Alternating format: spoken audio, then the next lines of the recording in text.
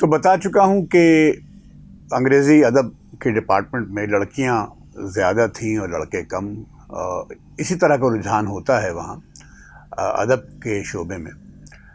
اور ان لڑکیوں میں بھی ایک خاص بات تھی. زیادہ تر جو لڑکیاں تھیں ان میں سے بھی وہ ثروت مند گھرانوں سے تھیں، یعنی امیر گھرانوں سے تھیں، پیسے والے گھرانوں سے تھیں، جنہیں آج کی زبان میں آپ یہ جو آج کی گلی کوچوں کی زبان ہے ان میں آپ اس زبان میں آپ ان کو برگر کہہ سکتے ہیں.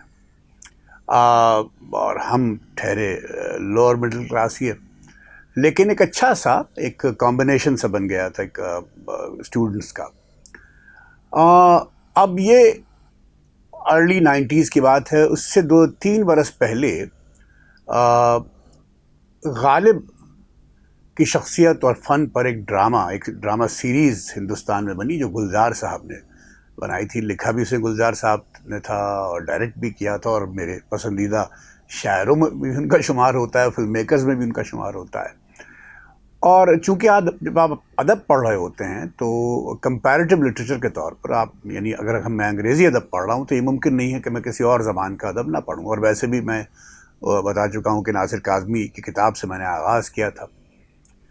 تو وہ جو کھیل تھا، جو ڈرامہ سیریز تھی، بہت مقبول ہوئی تھی اپنے دور میں. آئی تھنک اگر میں غلط نہیں ہوں تو غالباً 1988 میں وہ آئی تھی. 1990-91 میں ہم نے پڑھنا شروع کیا کراچی یونیورسٹی میں، اور اس کا بہت چرچا تھا. ہمارے ہاں جو پیورسٹ تھے ادب کے، پاکستان میں خاص طور پر، انہوں نے اس ڈرامے پہ کچھ تنقید کی، اور تحقیق کے معاملے میں، تلفظ کے معاملے میں، مثال کے طور پر یعنی اگر اس کو سحر جادو کو کہتے ہیں اور سحر صبح کو، تو وہ اس طرح یعنی آگے پیچھے ہو گیا کہ سحر جو ہے وہ سویرے کے معنوں میں اور سحر جادو کے معنوں میں.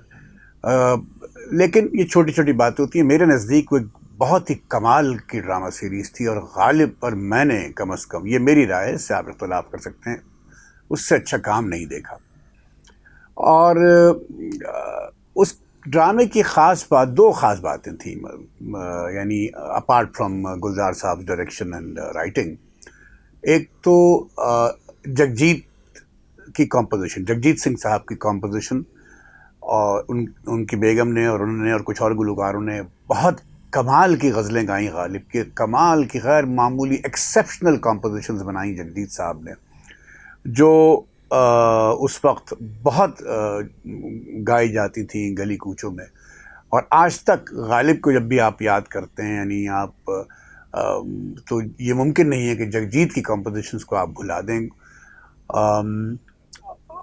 دوسرا نصیر الدین شاہ صاحب کی کردار نگاری، غالب کا کردار کیا انہوں نے. مجھے ذاتی طور پر ان کی اداکاری کا جو نصف حصہ پسند آیا تھا، یعنی وہ جو غالب کے ذوف کا حصہ ہے، بڑھاپے کا وقت ہے، وہ انہوں نے بہت بہتر کیا. میرے خیال ہے غالب کی جو جوانی کا کردار تھا، غالب کی جو وٹ ہے، جو علم تھا، وہ نصیر صاحب، یہ میری رائے ہے، کوئی ناراض نہ ہو، سبجیکٹو رائے ہے، وہ اتنا انصاف نہیں کر پائے. لیکن جو بڑھاپے کا کردار ہے اور مڈل ایج کا کردار ہے، وہ نصیر صاحب نے بہت اچھا کیا تھا.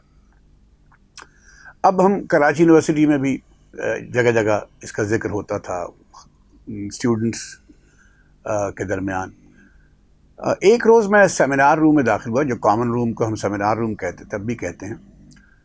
تو دیکھا کہ 3-4 لڑکیاں برگر انگریزی میڈیم، اور وہ یہ کہتی پائی جا رہی ہیں کہ آئی لو غالب، اور جگجیت کی وجہ سے I was able to understand Ghalib. اچھا، مجھے ذرا سا میرے اندر کچھ پاگل پن بھی ہے، میں اکثر لوگوں سے الجھ جاتا ہوں غیر ضروری طور پہ بھی.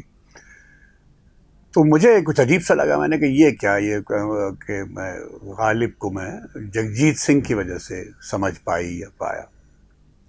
تو میں ان خواتین کے پاس گیا، میں نے کہا ابھی آپ کو میں نے سنا یہ کہتے ہوئے، ذرا سا آپ مجھے سمجھائیں کہ غالب تو ایک شاعر ہے، جگجیت ایک گلوکار ہیں، کمپوزر ہیں، تو آپ نے کیسے سمجھا ان کو؟ یہ تو غالب کا تو کچھ اور مقام ہے.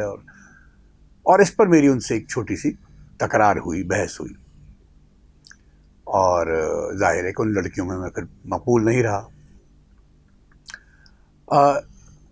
اور بات خیر آئی گئی ہو گئی.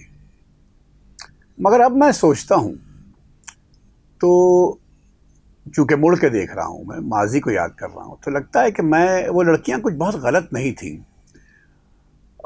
اس کا سبب یہ ہے کہ جیسے میں ایک آدھ قسم میں یہ کہہ چکا ہوں کہ شاعری کا تعلق ردم سے ہوتا ہے۔ It's all about arrangement of words, الفاظ کی ترتیب۔ وہ پہلے اس کا ردم جو آہنگ ہے شاعری کا، وہ پہلے آپ کو کہیں چھوتا ہے، اور سمجھنے کا جو عمل ہے، کمپریہنشن، انڈرسٹینڈنگ کا عمل، وہ بعد کی بات ہوتی ہے۔ جگجیت سنگھ کی جو کمپوزیشن تھی غالب کی غزلوں کی، بہت ہی عمدہ، بہت ہی غیر معمولی تھی، اور ایسی ایسی غزلوں کو انہوں نے کمپوز کیا جن کو تحت میں پڑھنا مشکل ہے، یعنی ان کا آپ جب کتاب لے کے ان کو پڑھیں گے تو ان کا پڑھنا ذرا سا مشکل دکھائی اور سنائی دیتا ہے، لیکن بہت سہولت سے کمپوز کیا ہے۔ کچھ تو آسان غزلیں، کچھ غزلیں انہوں نے ایسی کمپوز کی جو اس کو آپ طرز کے اعتبار سے آسان کہہ سکتے ہیں۔ وہ فراق اور وہ وصال کہاں، اب یہ ایک چھوٹی بہر کی غزل ہے، اس کو انہوں نے کمپوز کیا۔ لیکن ایسی بھی غزلیں ہیں جو بہت مشکل، جن میں الفاظ کا استعمال خاصا مشکل ہے، خاصا یعنی مفرس بھی، یعنی پرشن اس میں الفاظ بہت ہیں، اور اس کو کمپوز کیا، اور اس کی بہر مشکل ہے، میٹر مشکل ہے، اور وہ آپ اگر غور کریں تو یہ جگجیت سنگھ کا کمال تھا۔ اور میں نے کہیں کسی ریڈیو چینل پہ بہت پہلے ایک انٹرویو دیا تھا، کئی برس پہلے، اور میں نے کہا تھا کہ اس کام پر جگجیت کو اعزازی پی ایچ ڈی ملنی چاہیے تھی۔ تو جیسے ایک غزل بہت مشکل غزل ہے، وہ پڑھنے میں مشکل ہے، اور اس نے اتنی سہولت سے جگجیت صاحب نے اس کو کمپوز کیا ہے کہ لطف آ جاتا ہے۔ تو بات میں کرنا جو چاہ رہا ہوں کہ وہ جو ان لڑکیوں کی جو بات تھی وہ بہت غلط نہیں تھی۔ تو وہ غزل اب وہ یہ ہے کہ ظلمت کدے میں میرے شب غم کا جوش ہے،